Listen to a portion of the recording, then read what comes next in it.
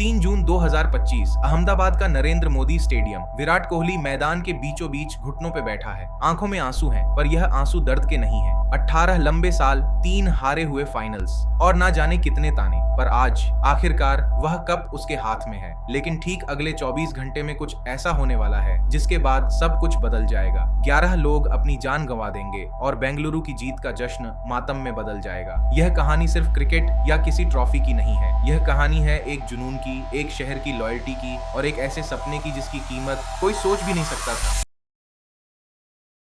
कहानी शुरू होती है साल 2008 में, जब आईपीएल का नया दौर शुरू हुआ था। शराब का किंग कहे जाने वाले विजय माल्या ने बेंगलोर की फ्रेंचाइजी को $111 मिलियन यानी करीब 454 करोड़ रुपए में खरीदा। नाम रखा गया रॉयल चैलेंजर्स बेंगलोर, जो सीधे उनकी अपनी ही एक लिकर ब्रांड से इंस्पायर्ड था। टीम में बड़े बड़े नाम थे, राहुल द्रविड़, जैक कालिस, अनिल कुंबले, और उन्हीं के बीच एक 19 साल का गुस्से वाला लड़का भी था जिसे दिल्ली की टीम ने रिजेक्ट कर दिया था। नाम विराट कोहली। पहला ही मैच ईडन गार्डन्स में होता है और आरसीबी शर्मनाक तरीके से 140 रन से हार जाती है। किसी को नहीं पता था कि यह हार सिर्फ एक मैच की नहीं, बल्कि एक 18 साल लंबे इंतजार की शुरुआत थी। अगले 17 सालों में आरसीबी एक ऐसी टीम बन गई जो हर बार उम्मीद देती पर आखिरी मौके पे तोड़ देती। 3 बार यह टीम फाइनल तक पहुंची। 2009 में डेक्कन चार्जर्स से सिर्फ 6 रन से हारी। 2011 में सीएसके ने उन्हें 58 रन से धूल चटाई और 2016 में सनराइजर्स हैदराबाद से फिर से सिर्फ 8 रन से हार मिली। हर बार कप इतना पास होता था कि हार का दर्द दुगना हो जाता था, पर फैंस का पागलपन अलग ही लेवल पे था। कन्नड़ में एक स्लोगन बड़ा मशहूर हुआ,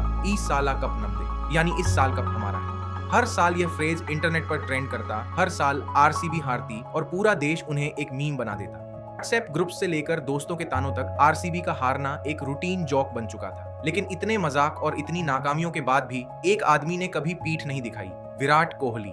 18 सीजन्स और सिर्फ एक ही फ्रेंचाइजी। आईपीएल के पूरे इतिहास में आज तक कोई भी प्लेयर किसी एक टीम के साथ इतने लंबे समय तक नहीं रुका। वह कैप्टन बने, उन्होंने कैप्टेंसी छोड़ी, इंडिया के लिए वर्ल्ड कप्स जीते, पर उन्होंने बैंगलोर का साथ कभी नहीं छोड़ा। साल 2016 में उन्होंने अकेले अपने दम पर 973 रन बना दिए थे, जिसमें 4 शानदार सेंचुरीज शामिल थी। आज तक यह रिकॉर्ड कोई नहीं तोड़ पाया है। पर उस साल भी जब फाइनल हारे तो कोहली अकेले चिन्नास्वामी स्टेडियम के ड्रेसिंग रूम में रो रहे थे। वैसे दोस्तों, आप मुझे कमेंट करके बताओ, आरसीबी की इन तीनों हारों में से किस साल का दर्द आपके लिए सबसे ज्यादा था? 2009, 2011 या फिर 2016? जो सबसे बेहतरीन कमेंट होगा उसे हम अगले वीडियो में शाउट आउट देंगे। फिर आता है साल 2025। वक्त बदल चुका था। विजय माल्या कब का देश छोड़कर भाग चुके थे और अब टीम की मालिक डियाजियो कंपनी थी। कोच बनकर आए एंडी फ्लावर और कैप्टेंसी सौंपी गई रजत पाटीदार को, एक ऐसा नाम जिसे शायद आधे इंडिया ने सीरियस नहीं लिया था। ऑक्शन में आरसीबी ने बिना कोई शोर मचाए कुछ अजीब पर जीनियस मूव्स किए। कृणाल पंड्या को इन्होंने 5.75 करोड़ में लिया, जोश हेजलवुड को 12.5 करोड़ में और फिल साल्ट को 11.5 करोड़ में अपनी टीम में शामिल किया। और कोहली,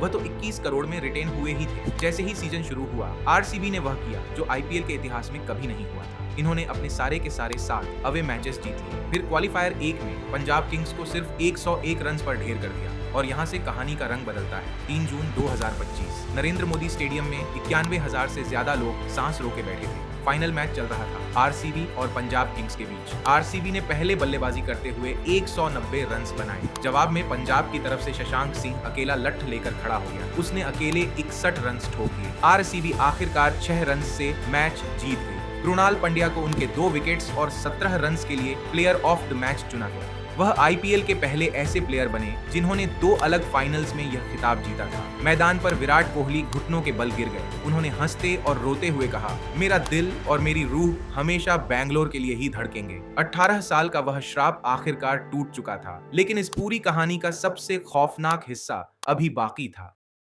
अगले ही दिन यानी 4 जून को बेंगलुरु में जश्न की तैयारी चल रही थी। आरसीबी के ऑफिशियल ट्विटर हैंडल से एक पोस्ट आता है कि चिन्नास्वामी स्टेडियम में फ्री पासेस बांटे जाएंगे विक्ट्री परेड के लिए। अब जिस स्टेडियम की कैपेसिटी सिर्फ 35,000 थी, उसके बाहर अचानक 3 लाख लोगों की भीड़ उमड़ पड़ी। इंतजाम कुछ भी नहीं था। कुछ ही देर में वहां भगदड़ मच गई। स्टेडियम के 8 के 8 गेट्स पर लोग एक दूसरे के ऊपर गिरने लगे। बाद में पता चला कि पुलिस से इस इवेंट की कोई सही परमिशन ली ही नहीं गई थी और ना ही कोई इमरजेंसी बैकअप था। उस रात जश्न के ढोल की आवाज एम्बुलेंस के हूटर में बदल गई। 11 मासूम मासूम लोगों ने इस भगदड़ में अपनी जान गंवा दी और 56 से ज्यादा लोग बुरी तरह जख्मी हो गए। पूरे देश में हड़कंप मच गया। आरसीबी, इवेंट ऑर्गेनाइजर्स और कर्नाटक क्रिकेट एसोसिएशन पर एफआईआर दर्ज हुई। आरसीबी के मार्केटिंग हेड निखिल सोसाले को देश छोड़कर भागते वक्त एयरपोर्ट पर अरेस्ट कर लिया गया। यहाँ तक कि शहर के पुलिस कमिश्नर तक को सस्पेंड होना पड़ा। ट्रिब्यूनल ने साफ शब्दों में कहा, आरसीबी ने बिना सिक्योरिटी क्लियरेंस के यह गलती की थी।